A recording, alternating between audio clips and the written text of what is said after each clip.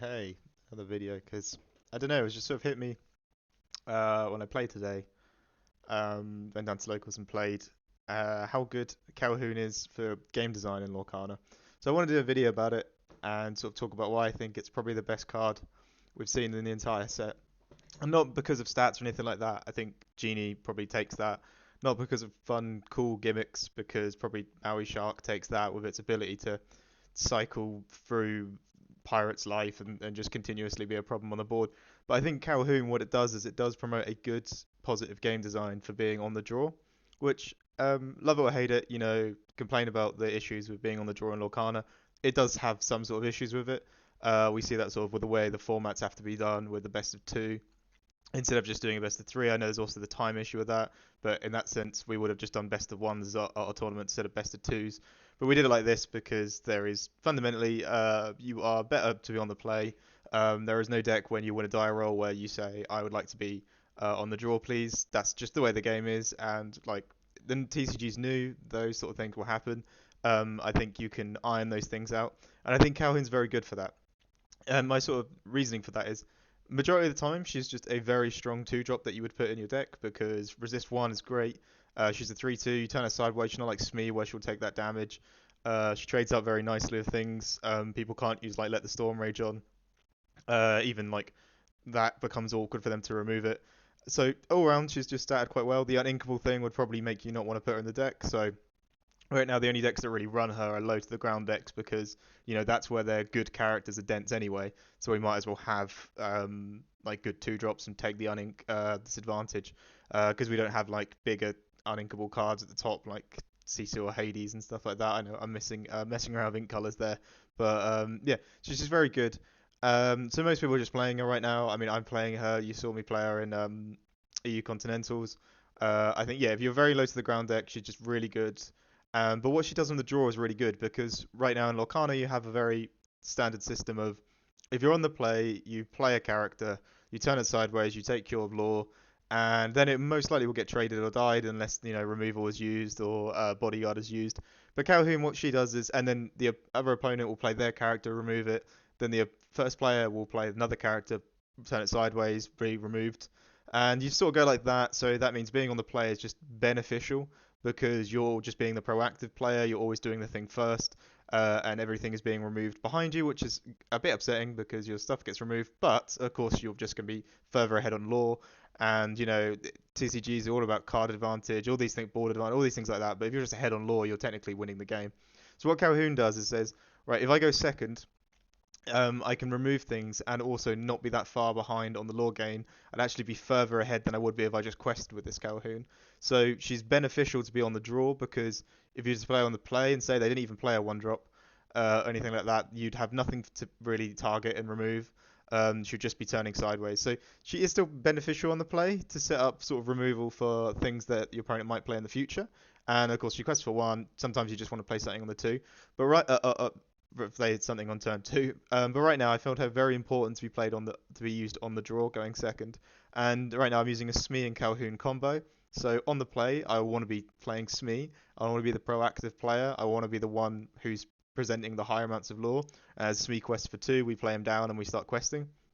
And on the draw, I don't think I can be as proactive because if my opponent's just going to be playing things and questing, they're going to be the one who did it first. So that means they just get more lore than me. So Calhoun is very good to be on the draw. You can play her down and start chasing the lore from there and start removing things, and of course just turn sideways if they miss their one or two drop or whatever. But yeah, I think it just promotes very good game design. I don't think anyone right now is saying how punishing it is to play against Calhoun compared to things like Diablo, where if you were to say on the play it's amazing, on the draw if you were to shift it, that's a massive tempo swing. You have this 3/3 thing that's going to feed you card draw.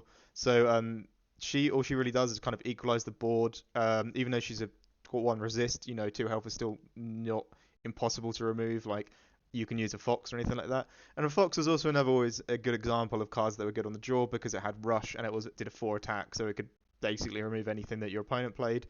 And you got to just play that out straight away. So I think that was another good example.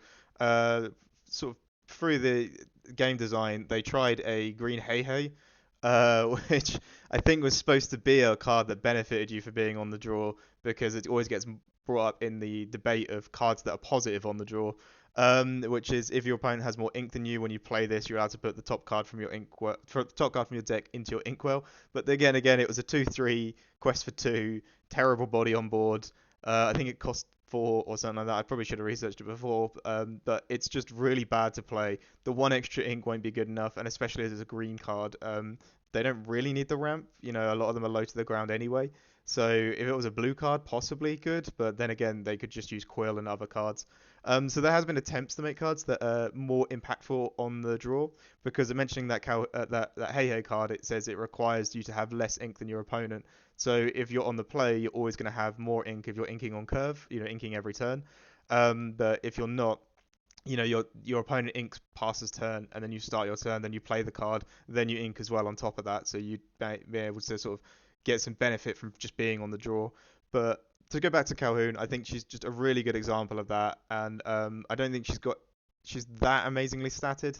There's a lot of decks that will just kind of ignore her, like red decks. 3-drop Sisu is just not going to be that bothered by her unless she's buffed up or unless you find that one extra damage. Even then, that's very awkward. So she's just a 3/2 character. Red Blue, of course, doesn't care about her. They'll just rush ahead. The only thing you'd stop them doing is maybe questing with a Tifa or whatever. But into these low to the ground decks, which a lot of people are playing in set six, she just sort of really shined. And it's just sort of after today, I realized how important cards like this are for the game design. Especially when you've got a game as well where you can hard mulligan, so you can go, right, I'm on the draw. I've got a Smee in hand. Do I want to hard mulligan for the better on the draw card, for the card that is better on the draw that will go on the 2-drop slot? And I think that's just really good. So just yeah, I just sort of a love letter to this card really.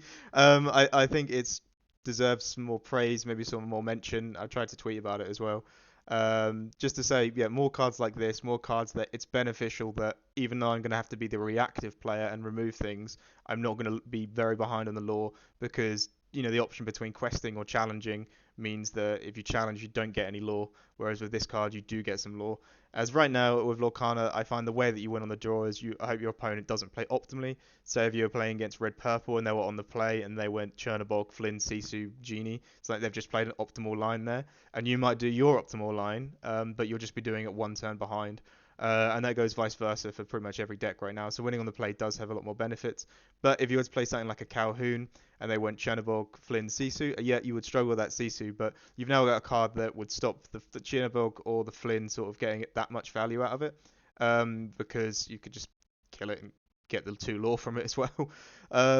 So there's cards like that you can pair with this, like the Imperial Bow and stuff like that to add the value in. But I'm not going to go in depth on how to improve this card. I think you could, as she's being a hero, and I've sort of been playing hero-based decks, I think you can do that. There's Ling as well, who gives heroes +1. Phil as well, who's a 4 cost that gives Challenger +1. So there are ways you want to buff it. You can use the Imperial Bow as well if you want to. But I just think overall, yeah, it's really good game design, this card. I think they should continue doing cards like this. Maybe not make them uninkable, as they just had this massive thing where like all steel cards are sort of uninkable. Like I even quite enjoy Twin Fire, which I'd say possibly is also a very good card on the draw. Deal 2 damage, discard a card, and deal another 2 damage, because if they're just going to play cheap 1 to 2 cost characters, you can do some nice removal, and on the draw you get an extra card in hand, and I don't mind discarding it to sort of equal out the board and sort of swing the tempo back in my way. So I think possibly it's also worth mentioning that card is pretty good on the draw, and yeah, it's sort of getting the tempo swing back up. But yeah, I'm gonna keep rambling on this card if I keep talking. So I just really wanted to do a video saying how much I appreciate this cards game design, and hope they sort of continue doing it.